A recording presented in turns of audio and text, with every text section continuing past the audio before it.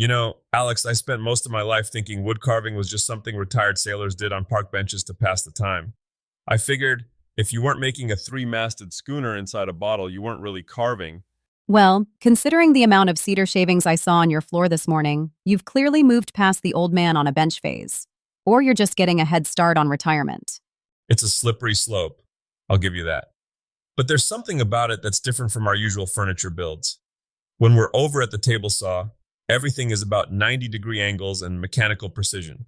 Carving it's like having a conversation with the wood, but the wood is a bit stubborn and tends to talk back if you don't listen to the grain. It's definitely more organic. I think that's what scares people off, though. If you mess up a dovetail, you can usually glue in a shim. If you slice off the nose of a wooden bear, that bear is just going to have a very flat face forever. Oh, I've made plenty of flat-faced bears. My first real attempt at relief carving was supposed to be a majestic oak leaf for a jewelry box lid. By the time I stopped trying to fix my mistakes, it looked more like a very sad, partially nibbled corn chip. A corn chip?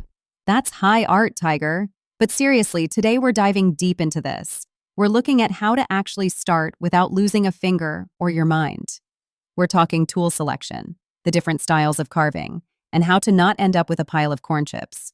The biggest hurdle for most folks isn't talent, it's the hardware. I've seen people try to start whittling with a dull pocket knife they've had since the Eisenhower administration. That's like trying to perform surgery with a buttered toast crust. So let's break down the starter kit. If someone is standing in the tool aisle, staring at a wall of shiny steel, what are they actually looking for? Because there are gouges, chisels, veining tools, it's a lot.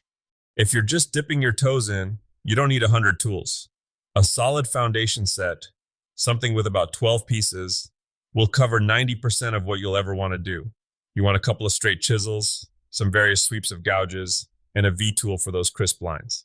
Sweep. That's a term that always trips people up. It sounds like something you do with a broom. It's basically just the curvature of the blade. A number 1 sweep is flat as a pancake. That's your basic chisel. A number 11 is a deep U-shape, almost like a tiny gutter. The higher the number, the more curve you've got. When you're starting out, having a few mid-range sweeps, like a number 5 or a 7, gives you that versatility to move wood quickly but still have control.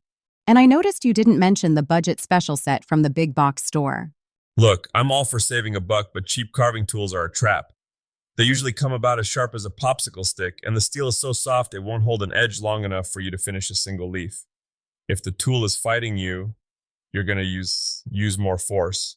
And in carving, more force is usually the sentence right before, where are the band-aids? It's the paradox of the craft.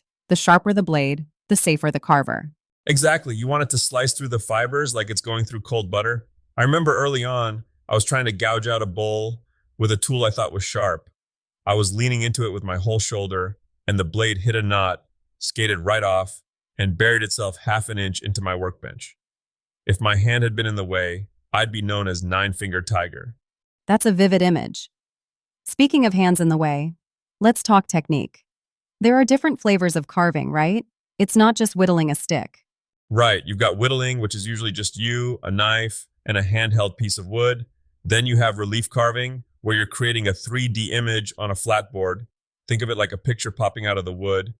Then there's in the round, which is a full-blown sculpture you can walk all the way around. For a beginner, where do you recommend they plant their flag first? Relief carving is a fantastic teacher. You usually have the wood clamped down, so both hands are on the tool and away from the edge. It teaches you how the grain reacts. You see these lines? They're like a brushstroke by nature. If you carve against them, the wood will tear and splinter. It'll look like a dog chewed on it. It's like petting a cat. Pet it head to tail and everyone's happy. Go tail to head and you're getting scratched. That is the most accurate woodworking analogy I've ever heard. And choosing the right cat or wood matters too. Don't start with oak. Oak is a bully. It's hard, it's brittle, and it'll break your spirit. Start with basswood. It's the old reliable of the carving world. It's got a tight grain. It's soft enough to carve easily, but it holds detail beautifully. What about pine? Everyone has a scrap of 2x4 laying around. Don't do it. Pine is treacherous for carving. The difference in density between the early wood and late wood, those light and dark rings, is so massive that your tool will jump and skip. It's like trying to carve a sandwich made of ham and granite. Okay, so we've got our basswood, we've got our Sharpmore 5 gouge. Walk me through the actual movement. I see you using your thumb a lot, even though you aren't cutting with it. Carving is a game of levers. You almost never want to just shove the tool forward with your arm. That's how you lose control. I like to use my non-dominant hand as a brake or a pivot. My left thumb rests on the back of the blade or the wood, and I flick the tool forward with my right hand. It's a controlled burst. You're taking small, deliberate bites, not trying to swallow the whole forest in one go. It looks very meditative when you do it, but I bet the first 20 minutes of a project are just pure frustration for a newbie. Oh, the ugly phase is real. Every project goes through a stage where it looks like a total disaster. You start with your roughing out, getting the basic shapes in place, and it's messy. There are chips everywhere, the proportions look weird. Most beginners quit right there because they think they've ruined it, but you have to carve through the ugly to get to the art. Is that why people recommend those fishtail gouges? I see those in the hobbyist kits. Fishtails are great because the blade tapers down. It lets you get into tight corners where a standard width gouge would bump into the surrounding wood. It's like having a specialized scalpel for the tricky bits, the eyes of a bird or the crevices of a flower petal.